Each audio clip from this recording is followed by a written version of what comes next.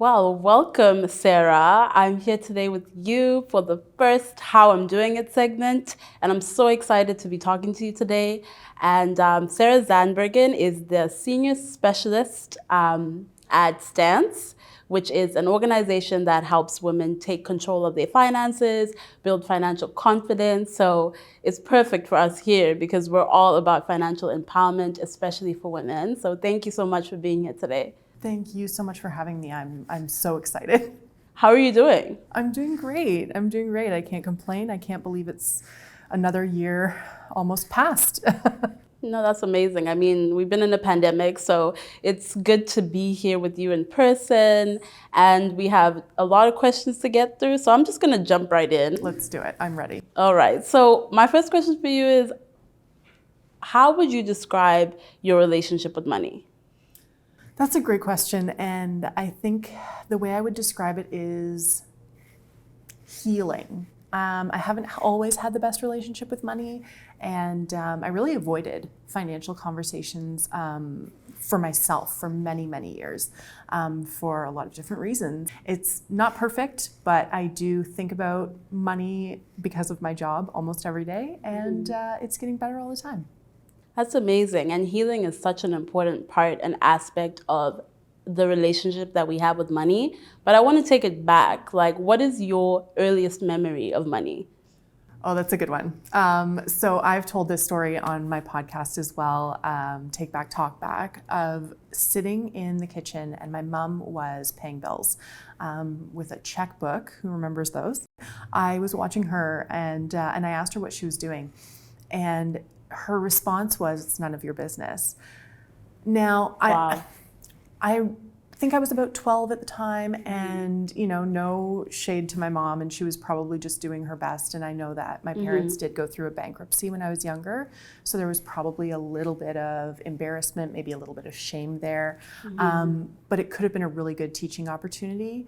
But as a result, and again, I'm not blaming my parents for this in any way, I kind of grew up feeling like money was not my business. I do have another memory of a relative telling me I should marry rich, and I'm an 80s baby, so that's like, really? What? And so kind of just having that narrative really consistently put in my head of, don't worry about it because your husband's going to worry about it. And I feel like that kind of definitely influenced my relationship with money for sure. Wow. And how does that show up today? I mean, those are two, when you said none of your business, I did kind of jump back. Yeah. So how does that influence your relationship with money today? In a lot of ways, it still does. I mean, even just starting to think about investing. I've said this before, and this is something else that I said on the podcast. Investing for a long time felt like a secret club that I didn't have the password for, you know what I mean? And there are a lot of, it feels like almost like a wall of doors. And it's like, I don't get to go through that door, that door, that door. But since being involved with Stance, I can confidently say, you know what? I do have the access, not only that, but the responsibility to take ownership of it myself, because no one's out there waiting to do it for me. So that's something that with Stance I want to kind of hammer home to.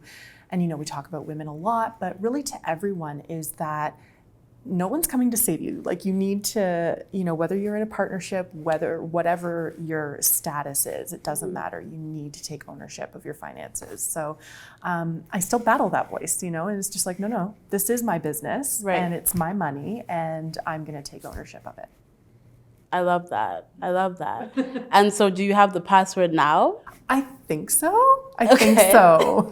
It's 1, 2, 3. No. Yeah, I think so. Because, and this is, so I keep hearkening back to the podcast just because I've had the opportunity to have so many amazing conversations with people. And in the episode we had with Jackie Porter, who's Canada's financial confidant. Love Jackie. She's amazing. Yes. She really myth busted on that episode and said, you don't have to be wealthy to invest. Investing is something you do to become wealthy. And that really kind of switched it in my head. It's such a simple thought, but it really just, you have to hear it to really internalize it, I think. So we're still in a pandemic. 2 years later. I've lost count. It's probably Yeah. more. But how would you say that this period has influenced your relationship with money? That's a really great question. And it's really caused me to examine my finances. I mean, at the beginning, I was kind of like, ooh, I'm saving money on TTC, so I'm gonna buy that new pair of sweatpants because I'm at home all the time. But then as time went on, I started kind of taking a closer look and thinking, okay, what did I really spend money on before? And did I really need to spend that money? You know, everything became more of a challenge. So, you know, no, we couldn't go out to restaurants and we couldn't do the things that really came naturally. Like, you know, you'd get off work and you'd go with colleagues for drinks or you'd go out for dinner. And all of that adds up really fast. Taking Ubers, you know, because it's easy, all that stuff. So then I kind of looked at my finances before and where all this money was going, and then thinking, did I really need that? And I think it's kind of a cool way to kind of look back and think what life was before, and now that we're kind of slowly opening up again, do I really need to go out for dinner 3 nights a week, 2 nights a week? You know what I mean? So it's really caused me to kind of have a little bit of a wake-up call with myself to say, what were you spending on and why? And do you really need that?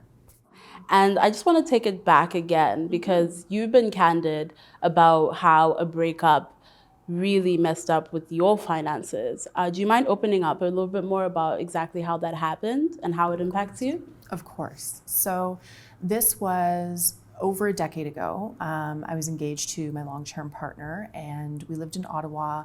And one night as we were stuffing towels under our apartment door to stop smoke from coming in from one of our neighbors smoking, we were like, okay, we need to get out of this apartment and I think it's time to buy a house.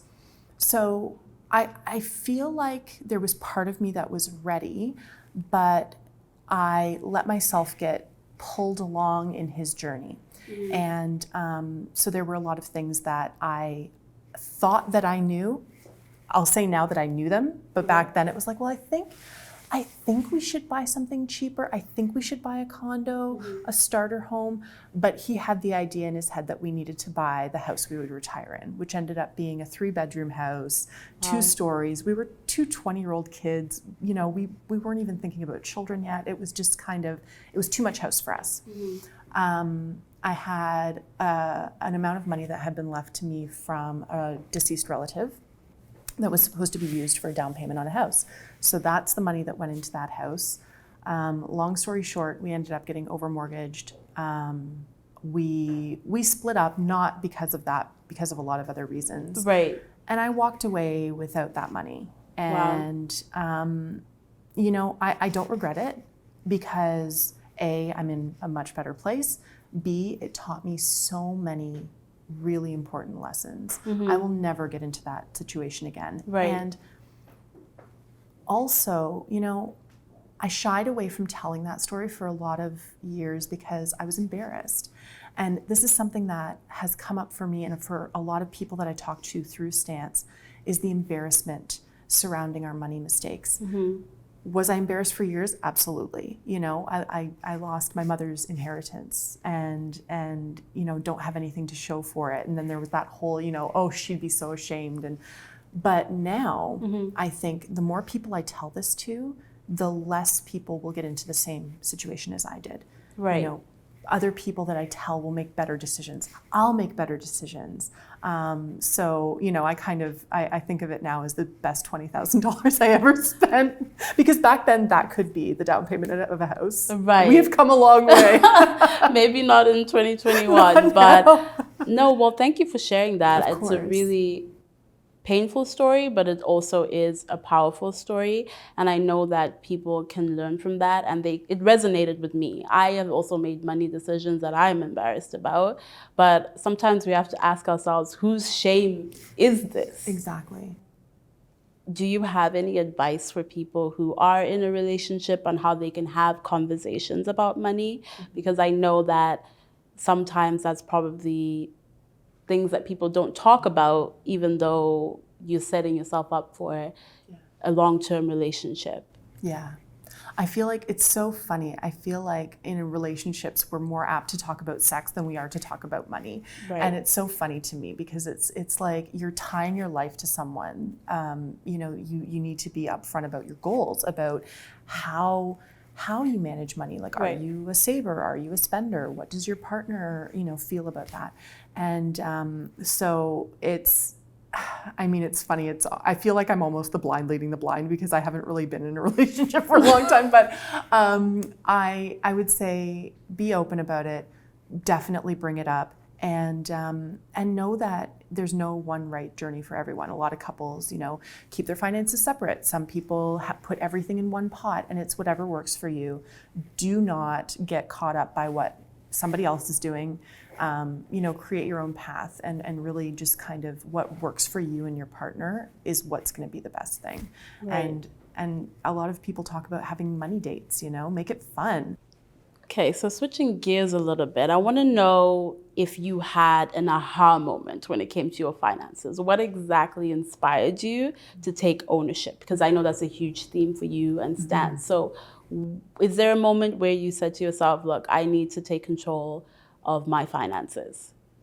Yeah, it was actually hearing my mentor Kim, who founded Stance, talk about her story. So I've looked up to her for many years, and one of the things that caused her to launch Stance was a conversation she had with her husband.